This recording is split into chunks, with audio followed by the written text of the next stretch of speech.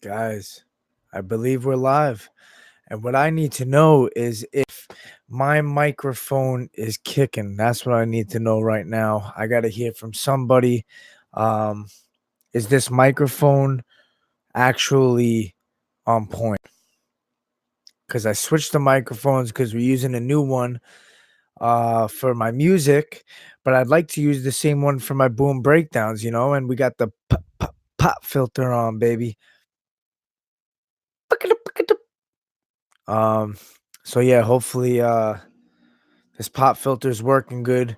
I know we got the air conditioning crack a fucking lacking in the background. I know it's probably not the best of all, you know, podcasts for sounds and shit, but hey, here we are, nonetheless doing fucking damage. I'm gonna move this a little bit lower so I could kind of do my thing sitting back here, just to see how we're working. I mean, maybe move this over this way. There we go. Now you can see me a little bit better. I just hope that the microphone's working good through the interface. I know this is a pain in the ass to be talking, about this shit to start off my boom breakdown. But guys, we got Khabib versus Dustin Poirier, and that's the most important fucking thing. So we're here for that. And you know what? We got I'm not gonna call it a boomachino because it's a Starbucks achino right here. I didn't personally make it, but hey, don't hate on me. I like my pumpkin fucking lattes. They got a pumpkin cream cold brew going strong here at Bucks. So we got that going. Um the UFC's in Abu Dhabi, which is desert heat right there, which is crazy. The only thing is you can't see my fucking face good. That's the only. Whoa, goes the pop filter fucking acting up on me and shit. Now it's back in action. Uh, Unfortunately, I'm behind the pop filter. I feel like if I'm up here, it's a little bit weird, but we could edit this out. Hopefully, I don't know. I don't got an engineer or a producer. It's all me, so forget about it, huh? But yeah, let's start with the main card. Let's start up at the top, man. We got Khabib versus Dustin, and this is a fight that is, truly the two top guys. Excluding Tony Ferguson from the talks, because obviously he is the absolute number one contender. But as far as the word deserve, which is controversial, but Dustin Poirier's put the work in. He beat Max Holloway. He's beat guys like Eddie Alvarez, Justin Gaethje, and he's finishing these guys who are like insanely hard to finish. So you can't say enough about the guy. He's been putting work in, and he deserves this title fight as well. And one thing about Dustin Poirier is he's dangerous on the ground. He has a submissions ability.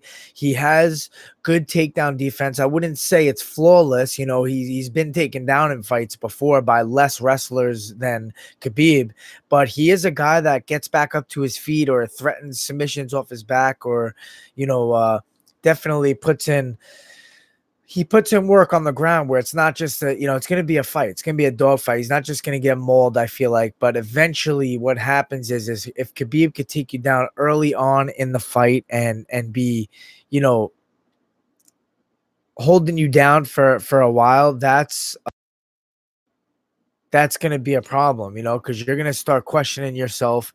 That's when the mind games come in, and that's when it's really tough on guys to get back to their feet and kind of start getting their striking game going. Dustin has amazing boxing. It seems like he's been doing really well with that boxing coach he's working with. His striking is crisp. It's like he switches stance well. He throws like a jab and then switches stance and throws an overhand right, which is very unpredictable because you can't see it because he's a southpaw. So you don't expect an overhand right coming from the orthodox stance. And he's just amazing at finding your chin, at boxing inside range, boxing outside range, using his length when he needs to, and also changing his range when he gets inside to throw hooks and to land uppercuts and short punches like that to hurt guys. And he's just brutal, man. He knows how to find that chin and hurt guys and pounce on them once they're hurt. And if you're going to hurt Khabib, you got to do it early. I feel like, early on in the fight is going to be his best chance to develop a rhythm where he could throw a guy like Khabib off. I just feel like it's going to be tough because, Khabib, one thing I noticed in the Conor fight is he's very reactionary.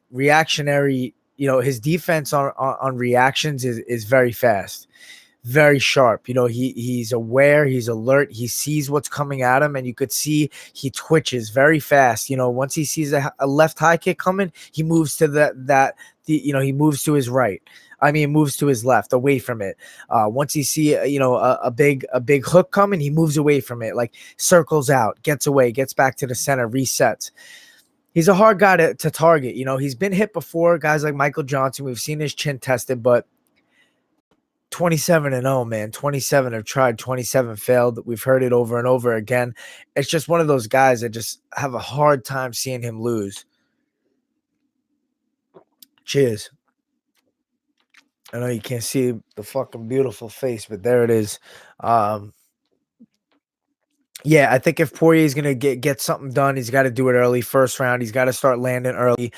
He's got to, Khabib's one of those guys you got to just show no respect. If you start slowing down and you start taking your time and trying to figure out where he is and playing that feel out game is when eventually he drives you back against the cage and takes you down. The one thing is he doesn't shoot a lot of takedowns out in the open and land shots like, out in the middle of the cage. He's more of a guy that once he gets you backing up and pressed up against the cage is when he starts to really put it on you with the pressure and the takedowns, the trips. He gets the high crotch, he lifts you up and trips the leg. And then once you get down there, obviously, he's trying to figure for those both legs underneath his hips and just start landing ground and pound. And that's when it's really hard to move. And I just see him being able to do this to Poirier eventually. It might not be easy, but eventually I feel he's going to get the position he always gets. Because look, we know one thing. We know Khabib is trying to do. We know what he's looking to do. So with that said, all these guys that have fought him, they know what he's looking to do, but he still does it. He still gets it done. So it's like, what could you say about the guy? Nobody could stop it. So there's something special there. When your guy's throwing this technique at you, or, not just one technique, but exactly his game plan, essentially, and you still can't stop it, that's when someone's an expert and they're just unstoppable. That's just the bottom line. So in my opinion, the fight's going to drag out. Khabib will be tested. He will be hit.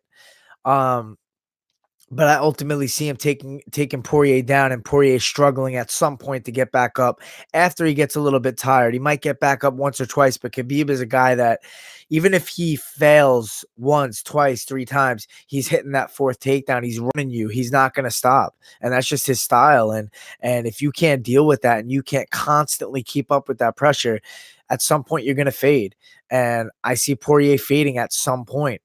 And it's very hard to see, but I do see it. And I got to go with Khabib, and I'm seeing a decision, but I'm also seeing the potential of like a third or fourth round stoppage where he's ground and pounding Dustin, and to the point where Dustin has to kind of give up his back or something, and Khabib gets that rear naked choke. We saw it against Conor. Once you start breaking, you just kind of say fuck it and turn over and give it up, and I could see that happening for sure. So I'm going Khabib.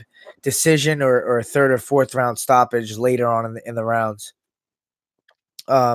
Edson Barboza, Paul Felder, another amazing matchup, man. Edson Barboza has looked amazing in his last fight against Dan Hooker, where he just put it on the fucking guy, man. Body kicks, spinning back kicks, left hooks to the body. Dan Hooker is the toughest SOB there is after that fight, man. To be able to stay in there for 3 rounds, taking that kind of damage from a guy as explosive as Edson Barboza, that was really impressive.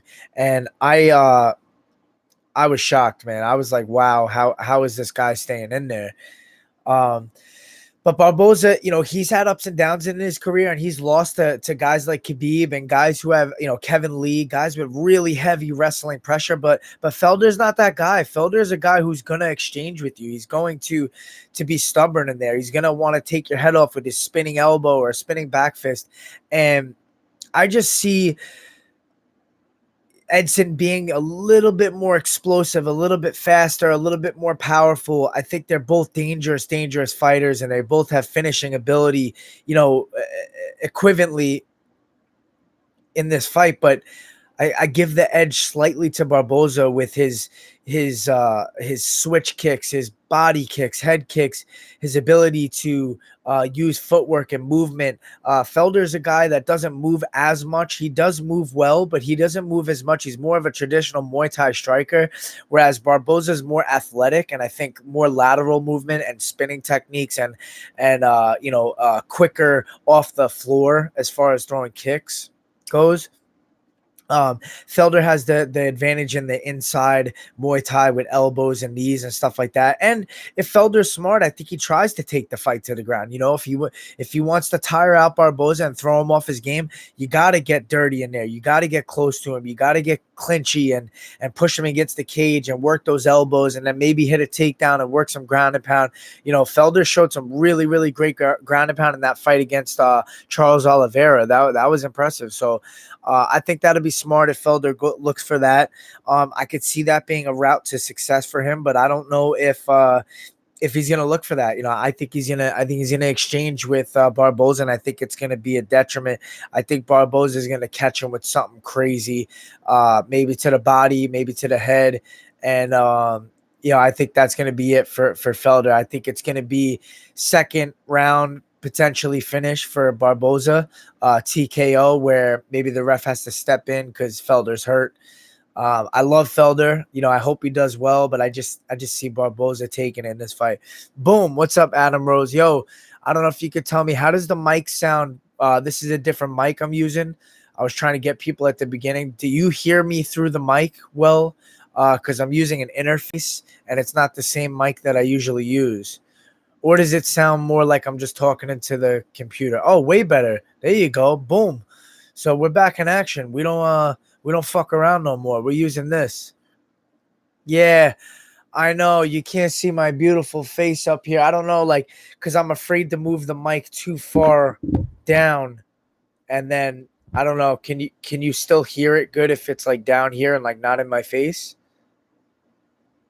Because then I'll just move it down like this and we'll be fucking golden. I don't know. You tell me, man. I don't want to fuck this up. The pop filter just doesn't seem to want to stay on this far out. I don't know what that's about. There you go. It's good here? All right. So you can see my face better. I got to just, get it down. I got to use this arm a little bit better. I was using this for music. I was telling them because I'm recording through Pro Tools, and I'm doing my music through this interface that's right here, the Focusrite. So I got the pop filter on. Not that I don't think I need it for this necessarily. It's probably better off more for music. I don't know. Tell me how it sounds without the pop filter. Is it still just as clean? Or is it a little bit worse without this thing? How does it sound now?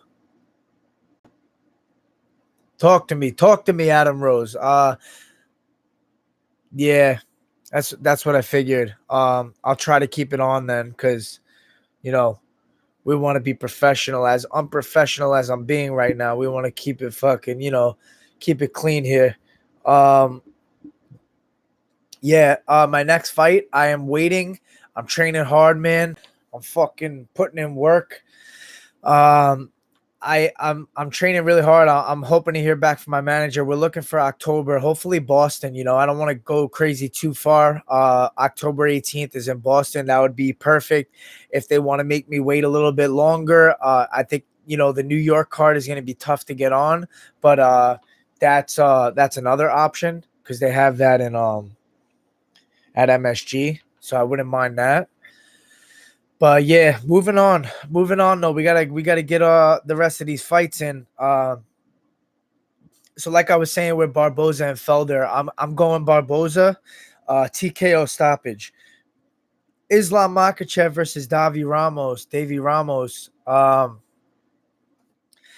Davy Ramos is a big guy at lightweight, man. But I think I think Islam Makhachev is going to be able to withstand that power. He's very technical. He has that sambo style. Obviously, he's training with Khabib leading up to this fight, so I'm sure he's mentally and physically ready. Training alongside a guy like Khabib, it can't go too bad for you. So I imagine that things are going great for him in his training camp. He has good striking, not great striking, but he's obviously more of a ground guy, which makes this fight more interesting because Davy Ramos is like a jiu-jitsu world champion, I believe, and he's just a big, powerful guy. So I don't think you want to really get too crazy with the wrestling with him, but I wouldn't count Islam out. He's got throws, he's got trips, he's very technical. It's going to be an interesting grappling fight, but I think this is the kind of fight that's probably going to go decision. I don't see the fight getting finished. I see it going 3 rounds, and I think Islam will edge him out just by technique, outpointing him a little bit with his movement, with his striking. Davy Ramos is a guy that's going to probably look for that one big power shot, but I don't think he's going to land it. Islam's got a good chin. He's definitely got good enough striking to move around and kind of outpoint him on the feet. So I'm going Islam by decision. Curtis Blades, Shamil. Curtis Blades is one of those wrestlers at heavyweight. He's such an athletic guy that it's just hard to pick against him. You need a guy that has really, really good takedown defense with powerful hands. I know Shamil does have good striking and power in his hands, but I don't think he has that wrestling pedigree to stop a guy like Curtis Blades. And Curtis Blades is coming off a good win, right? Who did he fight in his last fight? Justin Willis. I mean, he made the guy look terrible. He dominated him for 3 rounds.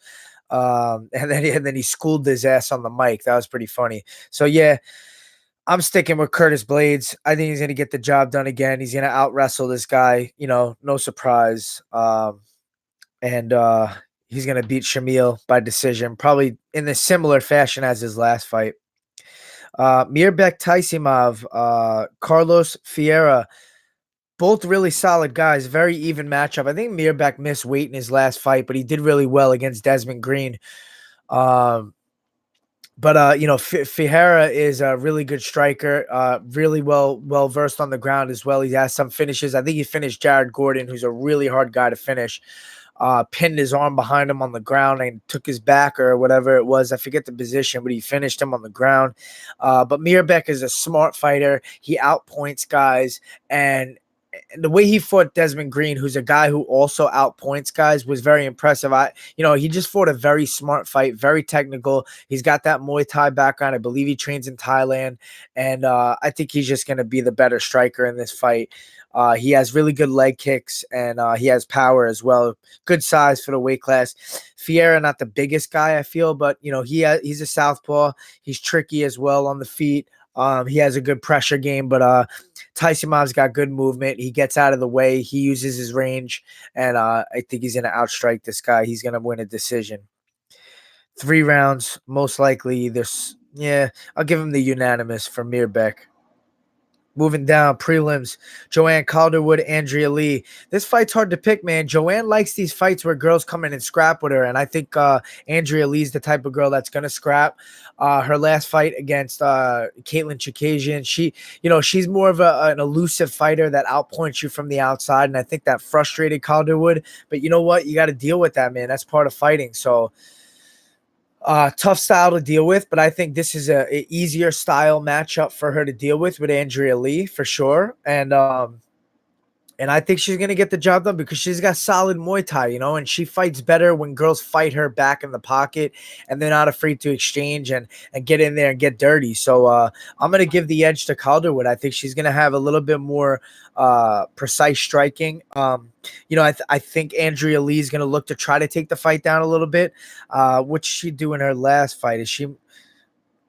Yeah, she won a decision over De La Rosa, who's also a well-rounded fighter, and then she won a decision before that. She's more of a decision fighter, whereas Calderwood, I feel like, is looking for finish, and doesn't always get it, but she's looking for it. And let's see, who did Calderwood fight in her last fight? It was Chikazian, like I said, and that was a decision. But before that, She also wanted to sit. Yeah, so I mean, both of these girls go to decision a lot. I just think that Calderwood's going to edge her out on the feet if the fight goes the distance. She'll most likely outpoint her. She's very active. You know, she throws a lot of kicks, sets them up well with her punches. She gets in there, gets in the pocket. She's a pressure fighter. She likes to move forward. So I'm going to give her that edge on that forward movement and just landing a little bit more strikes on the feet. Calderwood by decision. Zubara versus Lerone Murphy. I'm gonna make some quick picks and then we'll get to some fan questions. Moving down the card, I'm going with Zubara. The guy's the ultimate fucking octagon showman as he jumps the cage, takes out Conor McGregor from the side. He's a sucker punch extraordinaire, and I think he's gonna get the job done. We got Liana Joju versus Sarah Mariah. Sarah Mariah has surprisingly looked good. I think she lost her last fight, but she's been looking better and better. I'm going to go with Mariah. The early prelims, Bilal Muhammad. Remember the fucking name, baby. Takashi Sato. I'm going with Bilal Muhammad. I think he's going to get a TKO. He's fighting in front of his Muslim community, and I think that's big for him. You know, happy to see this guy fighting in Abu Dhabi. I like his style. He's a gritty, aggressive fighter. He's very well-rounded. I'm going with Bilal by TKO. Nordin Taleb versus Muslim Salikov. Tough fight to call. Both good strikers, but I'm going with Nordin Taleb, a little bit more technical in my opinion, and a little bit more powerful. Amari Akhmedov versus Zach Cummings. Zach Cummings obviously going to bring more of a wrestling pedigree, I feel. Amari Akhmedov is a short, stocky guy, powerful. Beat Tim Bosch in his last fight by decision. And then he got Zach Cummings, who is Cummings off a what is he coming off of? He's coming off a submission win over Trevin Giles off of a fight that was back and forth, I believe. Yeah, round 3 hit the submission. You know what? I think Zach Cummings is going to keep that Factory X vibe and get another submission in this fight. So I'm going with Zach Cummings by submission, maybe second, third round, guillotine or something like that. Let's move over to Twitter here. Get to some fan questions, crack a lack, and let's see if anyone left something new for me here. Twitter questions, baby. I think we had a couple this time, which was nice. Oh yeah, we got some. At the Dill Daddy, what's a technique / move you see becoming popular to use in the next year? Kind of like low calf kicks or check hook in the last couple of years. I like this question. I thought this was a great question. What is a technique that's going to take off? Lately, it's been the calf kick. You know what? That front teep kick to the body is still going strong. I haven't seen it as much as of late, but I feel like that move has been very effective. It's just tough because you got to really dig that ball of your foot into the ribs there, into the liver. But if you could land that in the right spot, that shit's really effective. But what's a new technique that we're gonna see more of? I'm trying to think. It's hard, man, because as the game is innovating itself, you kind of have to wait to see it a couple times before you can call it.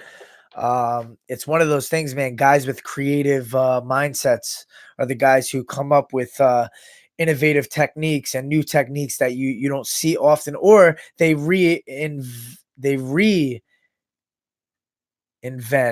the wheel and bring back an old technique that has been washed away for a while. And I wonder if that's the next thing. But I like that front snap kick.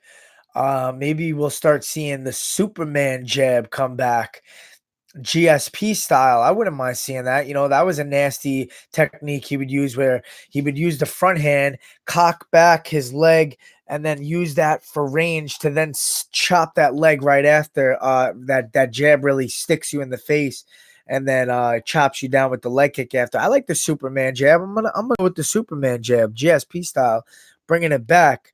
Voulez-vous chez avec quoi?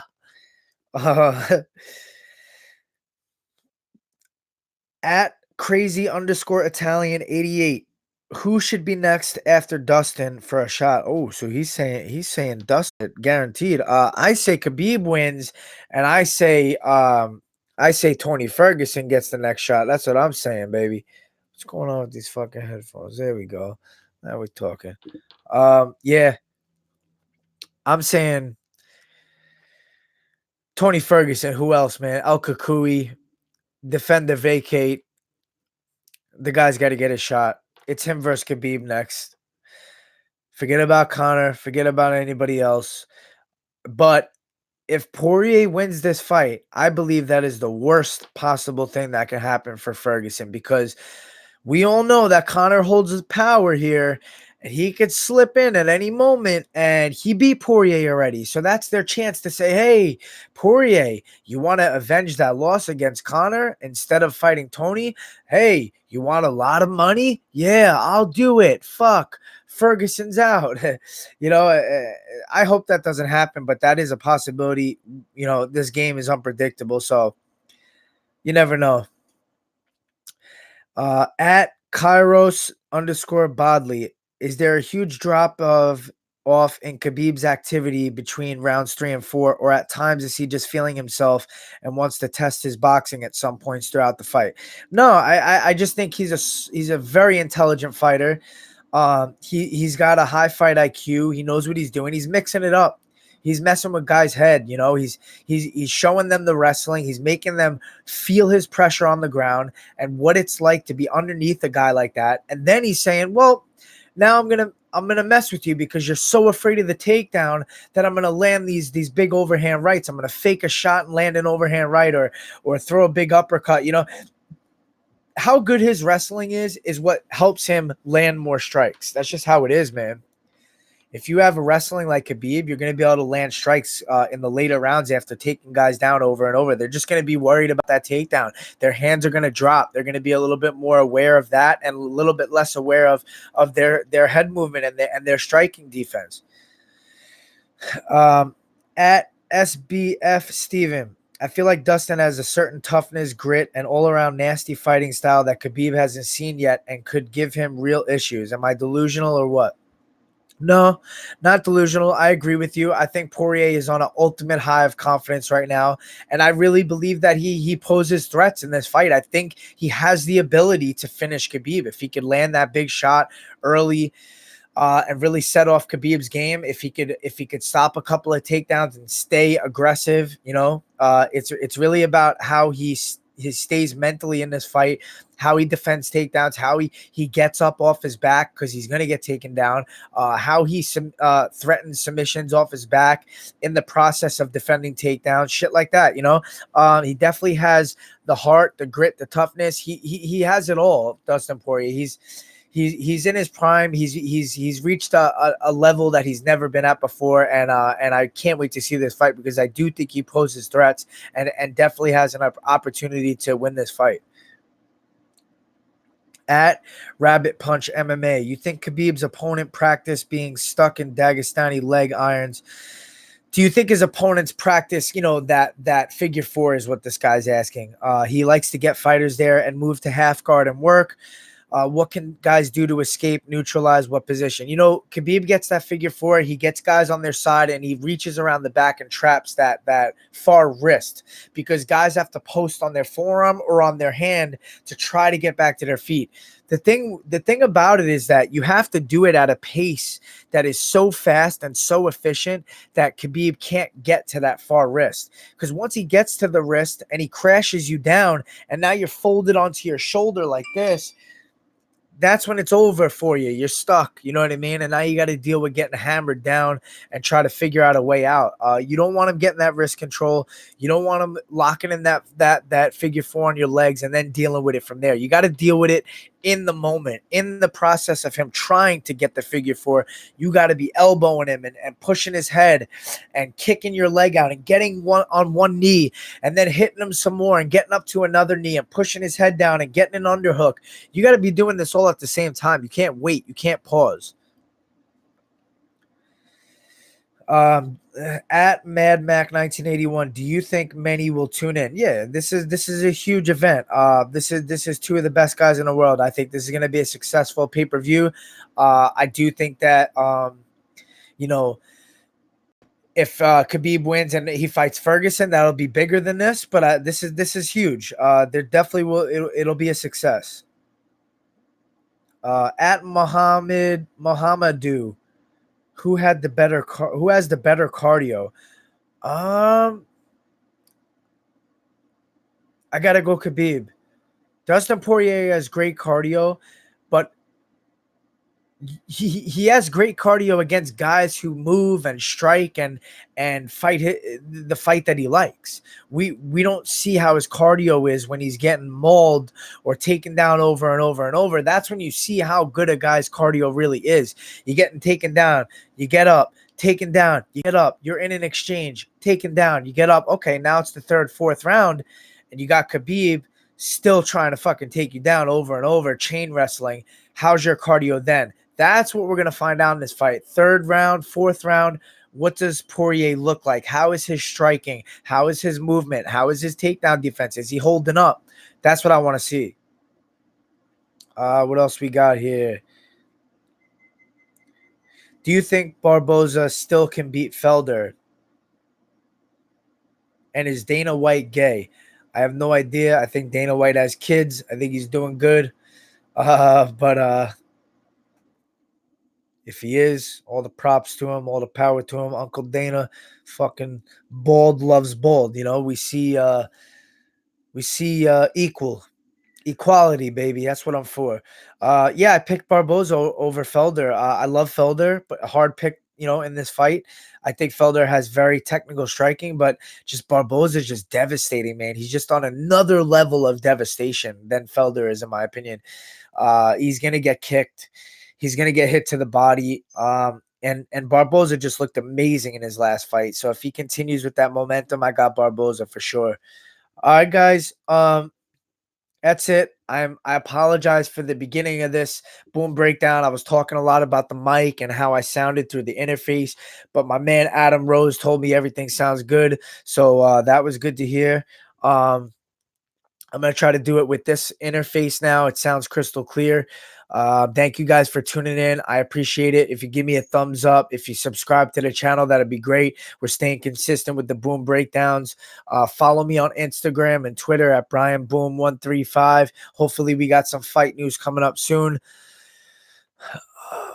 The Kyle Grice is asking if the arena is going to be indoor and air conditioning. That's the rumor. I hear that they're air conditioning it. It's going to be indoor. I think they're closing the roof. Last time they were there, it was hot and humid. I hear that the roof was open so that desert heat was getting in, but I hear it's going to be cooler and much more reasonable for the fighters. So that's good to hear. Thanks, guys, for tuning in. We'll see you guys next time. Boom, baby. Champ.